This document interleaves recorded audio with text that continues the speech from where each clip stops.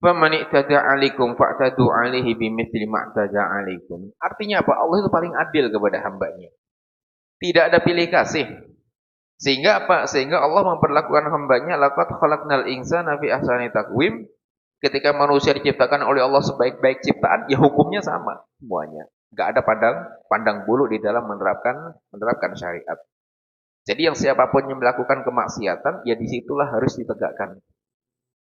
Manusia sebaik-baik ciptaan, tapi ada hal-hal yang menjadikan manusia yang baik tadi dicap menjadi tidak baik. Kenapa tidak baik? Yang tadinya diharamkan dialirkan darahnya menjadi dibolehkan dialirkan darahnya. Tadinya darahnya itu haram dialirkan, sekarang menjadi harus dialirkan. Kenapa? Sebabnya ada yang membolehkan itu. Sebagai diantaranya orang murtad yang menyekutukan Allah dan lain sebagainya. Orang yang membunuh. Orang yang membunuh tadinya tidak boleh dialirkan darahnya. Cuman karena dia melakukan suatu kemaksiatan, yang tadinya darahnya diharamkan untuk dialirkan, gara-gara dia membunuh menjadi dibolehkan karena hukum qisas. Jadi itu adalah hukumnya Gusti Allah. Jadi apa? Jangan membuat permasalahan yang menjadikan kita nanti berat dengan tetangga atau dengan siapapun.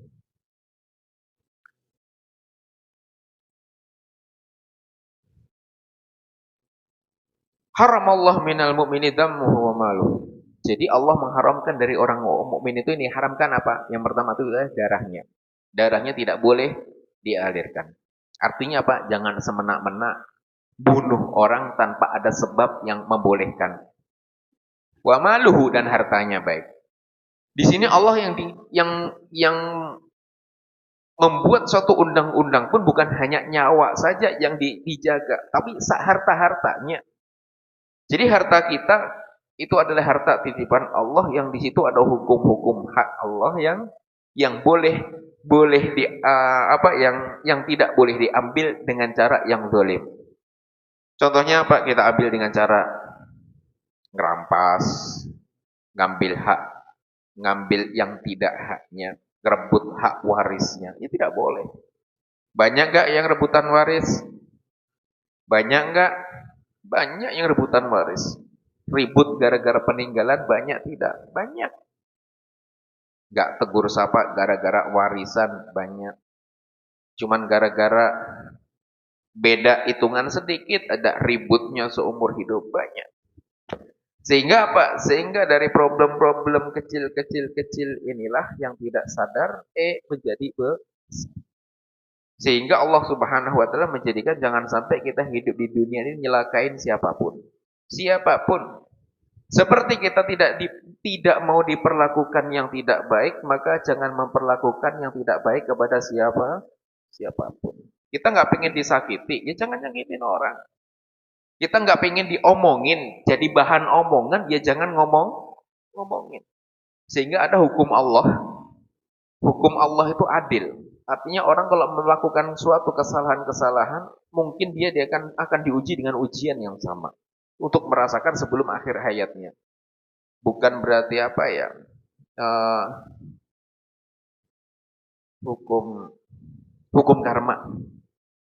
Hukum karma itu nggak ada di dalam Islam. Ini kena karma ini. Kenapa hidup saya susah? Hukum karma. Bukan masalah karma. Tapi ada di dalam Islam itu namanya hukumnya, artinya hukumnya adilnya Gusti Allah. Adilnya itu apa? Yang berbuat baik dicatat sebagai baik, dibalas kebaikan, yang nanam jelek juga manen jelek. Jadi jangan sampai kita berharap nanam jelek, manen baik. Itu jangan berharap. Gak ada orang nanam bayam terus tumbuh. Panennya padi itu gak ada ceritanya. Tapi yang pasti kalau nanam padi bisa tumbuh bayam. Kan gitu. Jadi apa?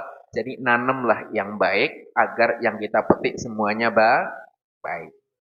Tapi kalau mau nyoba-nyoba nanam yang jelek, ya boleh-boleh saja. Kalau siap dengan balasannya kan tidak masalah. Asal kuat. Nanam apa? Ya tadi, nanam bibit kezaliman. Di mulutnya ditanam yang jelek-jelek sehingga hobinya ngomongin yang jelek. Perilakunya jelek, ininya jelek, semuanya jelek. Allah sudah siapkan tempatnya di neraka. Baik. Wa irduhu, jadi harga diri yang harus dijaga. Jadi semua ini tujuannya agar manusia itu hidup itu terhormat. Tidak ada yang terendahkan, tidak ada yang tersakiti. Karena apa? Karena semua diciptakan oleh Allah itu semuanya sama. Inna akramakum indallahi atqakum. Yang dilihat sama Gusti Allah itu bukan hartanya. Berapa banyak mobilnya, berapa banyak sawahnya, berapa banyak ini. Oh bukan. Tapi yang dilihat oleh Gusti Allah, yang dilihat adalah takwanya. Seberapa banyak dia beribadah. Seberapa banyak mulutnya zikir. Seberapa banyak dia puasa, seberapa banyak dia sujud, berapa banyak dia istighfar, berapa itu yang ditanya sama Gusti Allah.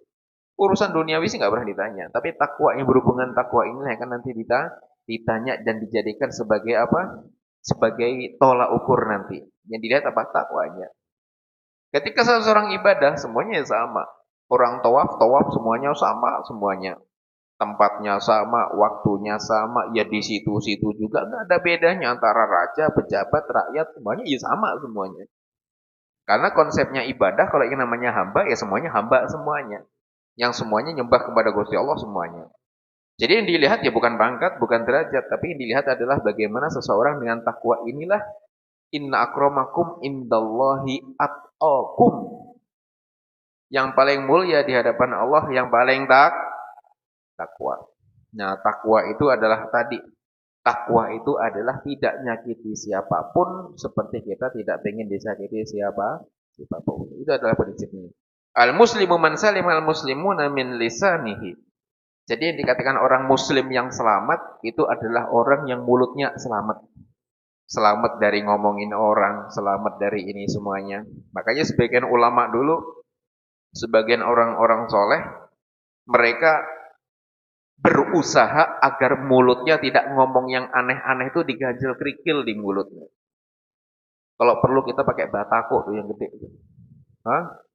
Atau dilem gitu biar nggak mangap sekalian kan gitu kan. Saking apanya? Saking susahnya mulut.